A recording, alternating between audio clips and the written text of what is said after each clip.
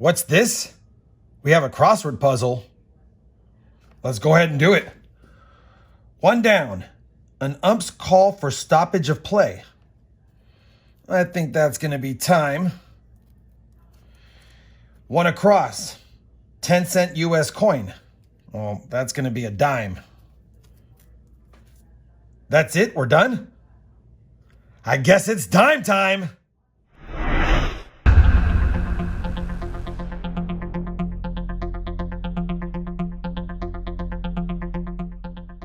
Hey everyone, it's Rob with RobFindsTreasure, and that's right, we've got a dime hunt today. Now, I only have one dime box in front of me, and obviously, should there not be any finds or not enough finds in this box, we will marry it to a box that I'm picking up this week. Maybe a couple of boxes I might get this week, who knows?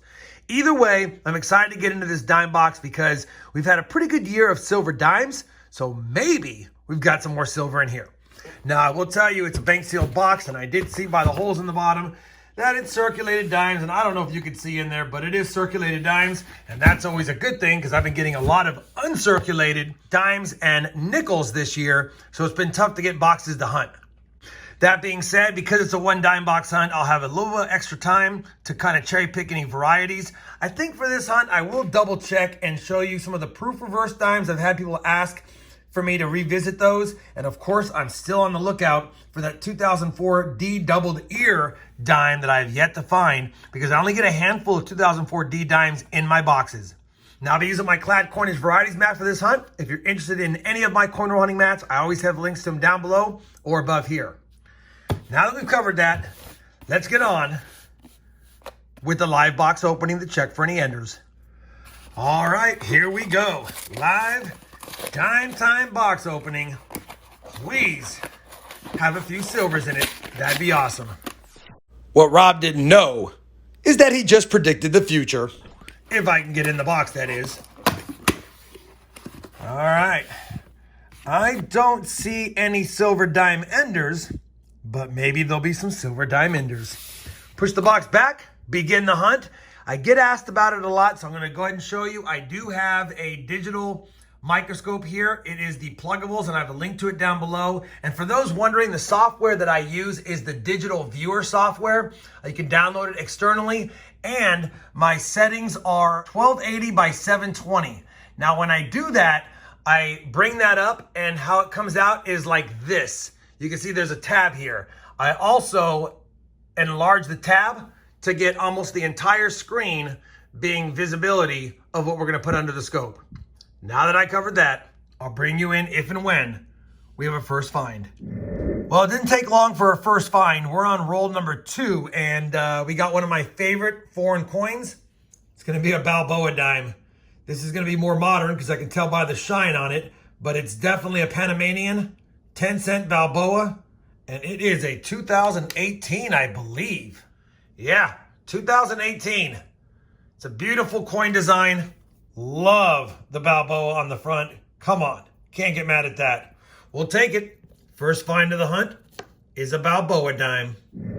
Roll number 11, and we're gonna have some silver because I just cracked open roll number 11, and we've got a silver dime right smack dab almost in the middle. Let's see what year it is, if I can get it out. We've got ourselves a 1954 Denver silver dime. Silver dimes have been plentiful so far this year, and I'm thankful for it. And as a reminder, I'm checking all my 04Ds, and we've checked 4 so far. None of them are the doubled ear, of course, but silver and a Balboa, 11 rolls in, I'll take it. Roll 28. Dimes are staying hot. We've got another one, I believe, right there. And I've scrutinized the edge for a few seconds. It's got to be a silver dime. And it's going to be a 1964 Denver. 2 silvers and a Balboa. 22 rolls left. So we're on roll number 38, and I said at the intro I would talk about the proof reverses listed on my mat, and you can see that there's a proof reverse for the 69 Philadelphia, 70 Philadelphia, and the 70 Denver. In those years, on some of the coins, they accidentally married the proof reverse die with the regular business strike obverse die. And I'll show you the regular strike first. You want to look at the flame on the reverse. As you can see, you have all the tips of the flame, but there's no flame detail in here whatsoever. It's pretty much just a rounded flame with the flames on the top and around the sides. When I slide that one away and bring up the 70D that is detailed, you can see that there are clear flame detail lines on that. Now they're both 70 Denvers. I wanted to have the exact same ones. That is the business strike reverse. That is the proof strike reverse. It's pretty basic to tell, and for sake of argument, I'll show you that that one is the business strike 70D, and then this one has the proof reverse, also 70D. So being a proof reverse, they do fetch a little extra value, and I'll take it just a second, bring up PCGS, and show you that they have value, but in circulated condition like this, there's almost no value, which is why I don't pull them out too often unless they're in great shape. I'll bring up the PCGS price guide real quick so you can see the value on this 70D. So here we go right here, the 1970D reverse of 68 FS 901. And if I highlight the flame area, you can see what I was talking about, the detail right there. Now, if I scroll down to the price, until we hit an XF grade, which is only $25, which obviously is a loss if you submit it for grading, you won't get any value really for it until you hit a mint state grade. And a mint state grade 60 is 50 bucks. And really, you got to get about a 63 grade in order to warrant submitting it, really. And even then, you're barely break even after everything. You might make 10 bucks if you were to be able to sell a clad proof reverse dime that someone can find corner hunting. So technically, I don't look for these unless they're in high grade. Obviously, if you can get up to mint state 65, then they start to sell and they're worth a little more money. So unless I see a bright and shiny proof reverse 1969P, 70P, or 70D, I'm really not messing with them too much. Just wanted to talk a little bit about that since I've been asked a few times, and even though I've covered it quickly in a few videos, I didn't cover it very much.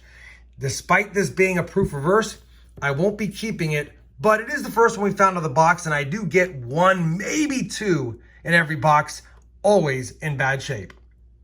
Now let's get back to the hunt. Well, that dime box is done, and we could not find a 2004 D double deer. I did have, I believe, 16 of the 04Ds to look at. And when you think about 2,500 dimes hunted, I told you, I just don't get a lot of 04Ds. I probably had another 30 or 40 04Ps in the box, but the Denver ones are just hard to come across. We also didn't get an 09, Philadelphia or Denver, and I usually get about one per box average, although there are boxes that I get none, just like there's some that I get more than that. We did get that Balboa early on. I'll take that, 2018 Panamanian dime. We got a 54D silver dime and a 64D silver dime. 2 silver dimes in a dime box is better than my average, but it's about what I've been getting this year, although I've had some really epic boxes, of course, as well.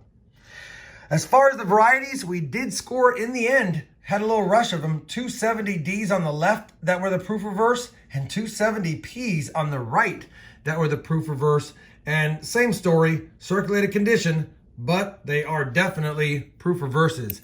And I failed to mention in the last clip, the proof reverse was from the 1968S reverse die, and they know that based on the die markers.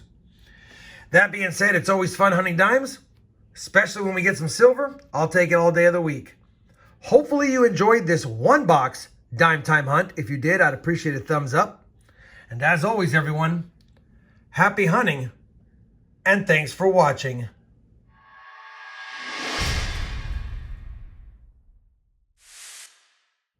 The 2021 Silver Jar has been looking forward to his silver snack.